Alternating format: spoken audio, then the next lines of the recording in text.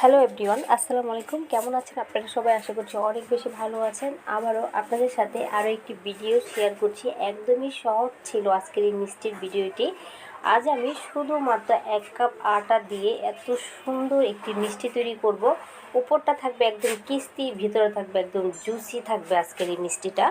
তো এখানে সর্বপ্রথমে আমি মেজারমেন্ট কাপের 1 কাপ নিয়েছি আটা, একই কাপ দিয়ে মেপে নিয়েছি আরও 1 কাপের মতো গুঁড়ো দুধ।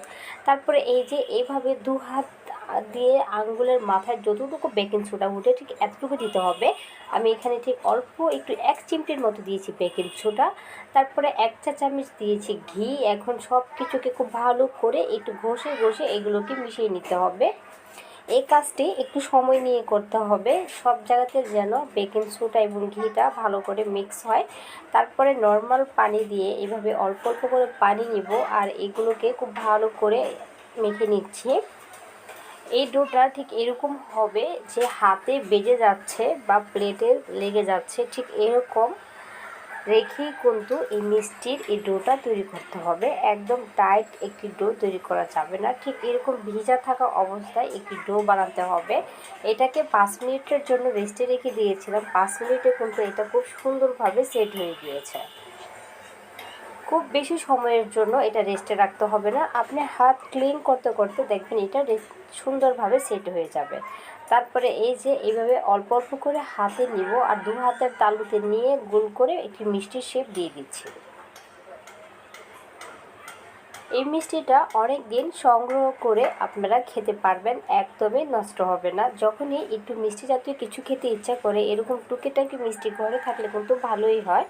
তো এই তো একইভাবে সব কয়টা মিষ্টি আমি তৈরি করে নিব। একটি মিষ্টিও কিন্তু আপনার ফাটবে না, প্রত্যেকটি মিষ্টি কিন্তু ঠিক এরকম হবে। দেখতে পাচ্ছেন সবকটা মিষ্টি আমার তৈরি হয়ে গিয়েছে। এখন একটি কড়াইয়ে তেল বসিয়েছি, তেলটা এরকম গরম হতে হবে যে আপনি একটি আঙ্গুল চোবাতে পারেন। এই পর্যায়ে মিষ্টিগুলোকে দিতে হবে। হাই হিটে তেল গরম করে কিন্তু এই মিষ্টি ভাজা যাবে না, একেবারে চুলার তাপ বাড়িয়েও দেওয়া যাবে না, একদম কমিয়ে রেখে কিন্তু এই মিষ্টিগুলো তেলে দিতে হবে। তা আমি কিন্তু ঠিক এইভাবে মিষ্টিগুলোকে এক এক করে ছেড়ে দিচ্ছি। এর পর্যায়ে চুলাটাকে আমি মিডিয়ামে রেখেছি। যখন দেখবেন নিচে থেকে হয়ে যাচ্ছে এভাবে একা একাই কিন্তু তেলের উপরে মিষ্টিগুলো ভেসে উঠবে। এখন আমি কিছুটা পরিমাণ চুলাটাকে বাড়িয়ে দিয়ে এখন এগুলোকে ভালো করে রান্না করে নিব। এতক্ষণ পর্যন্ত এগুলোকে তেলের উপর রাখবো যতক্ষণ পর্যন্ত না এটার কালার চলে এসেছে। তো এই তো মিষ্টির কালারটা চলে এসেছে, আমি ঠিক যেরকম রাখতে চাচ্ছিলাম। এখন মিষ্টিগুলোকে উঠিয়ে নিচ্ছি। একই কড়াইয়ে আমি এখন চিনি শিরা তৈরি করে নিচ্ছি। শিরা তৈরি করার জন্য এই কাপ দিয়ে আমি মেজারমেন্ট কাপের 2 কাপ দিয়েছি চিনি। 2 কাপ চিনির জন্য এখানে আমি 1 কাপ দিয়েছি পানি। এই শিরাটার জন্য কিন্তু অবশ্যই পানির পরিমাণ কম দিতে হবে।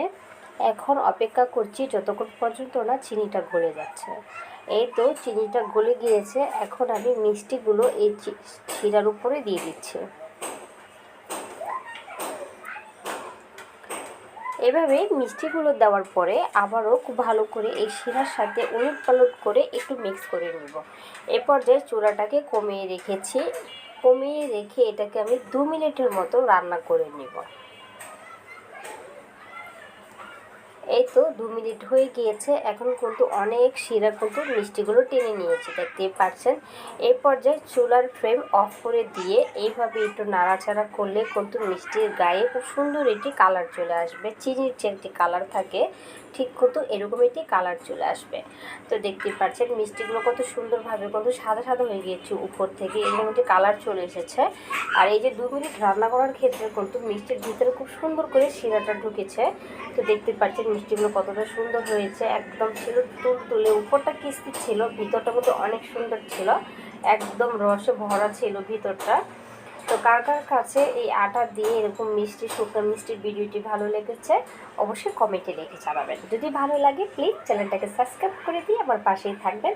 আমার বেল বাটনটা ক্লিক করে রাখবেন পরবর্তী নোটিফিকেশন সবার আগে পাওয়ার জন্য। সবাই অনেক বেশি ভালো থাকবেন, সুস্থ থাকবেন। দেখা হচ্ছে নতুন আরেকটি ভিডিওতে। আল্লাহ হাফেজ।